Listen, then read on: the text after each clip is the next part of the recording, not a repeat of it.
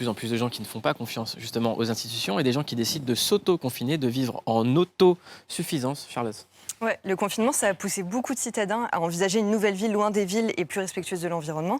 Alors pour certains, c'est une envie de changer littéralement de système et d'aller plus vers l'autosuffisance. Et pour d'autres, c'est une prévision pour les prochaines crises. Pour en savoir un peu plus sur l'autosuffisance, on est allé près de Tours pour rencontrer Gildas et Claire, qui sont autosuffisants depuis quelques années et presque entièrement en énergie, en eau Moi, je suis très et en autosuffisant alimentation. perso. Allez, on regarde les autosuffisantes, Charlotte. Là, on vient de sortir d'un confinement de 2 mois. Vous l'avez vécu comment? On avait cette chance immense de pouvoir toujours aller se promener dans la nature. On vient de voir que s'il faut arrêter l'économie française en une semaine, eh ben on le fait. J'espère que ça va ouvrir des portes pour se dire, en fait, on est un tout petit peu libre d'inventer notre destin. Vous, c'est ce que vous avez fait là un peu. Ouais. On était des cadres supérieurs à Paris avec un appart, une voiture. La priorité, c'était de pouvoir s'évader. Parce que s'évader, ça dit bien ce que c'était, quoi. C'est qu'on était en cage, quoi. Et bah, c'était pas la vie qu'on voulait. Et quand on a commencé, on s'est dit qu'on voulait faire pousser ce qu'on mange. Sauf que c'est tout bête, hein, mais on a réalisé que c'est pas facile de faire pousser une pizza, en fait. Et de plus en plus, on évolue vers l'idée de manger ce qui pousse. Derrière vous, il y a des orties, on mange beaucoup d'orties en ce moment, il y a des pissenlits. En termes de légumes, on n'est pas très inquiet en termes de sécurité alimentaire. Est-ce que vous allez encore au supermarché? Alors, ça fait très longtemps qu'on va plus dans un supermarché. Et vous mangez bien?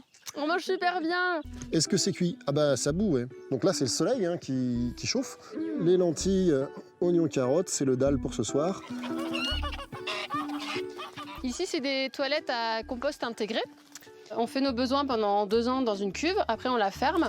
Plutôt que d'acheter des engrais chimiques qui polluent la nature, ça c'est un engrais naturel qui marche très très bien. Par là, c'est la douche, c'est ça? Alors, un simple tuyau noir sur le toit. On prend toutes nos douches avec ça. Très bien, donc ça, c'est le chauffage de la douche. Voilà, ça c'est le chauffage de la douche. Et ben voilà, tu peux voir ce que ça donne l'eau solaire. Ah ouais, Donc, il y a largement de quoi se prendre les douches. c'est carrément chaud, quoi. Est-ce que, avec le confinement, vous avez eu l'impression qu'il y a plus de personnes qui se sont intéressées à ce genre de projet, à l'autonomie, à l'écologie? Est-ce que vous avez vu un changement? Il se passe quelque chose, on voit que les gens ont profité quelque part d'être complètement bloqués pour essayer de commencer à penser et à essayer autre chose, quoi. Évidemment, c'est hyper effrayant tout ce qu'on entend, et il y a vraiment des raisons d'avoir peur, mais si on regarde cette peur dans les yeux, on peut décider, comme on l'a fait pour le coronavirus, de dire là il y a une épidémie, il y a plein de gens qui meurent, donc on réorganise. C'est quoi le plus grand bonheur que vous trouvez dans cette nouvelle façon de vivre? Il y a un sentiment de joie et de liberté à voir que mes mains, mon travail, peuvent produire ce qui est vital pour moi. Et j'ai pas besoin du magasin, j'ai pas besoin de l'usine de Chine, je peux vivre, quoi.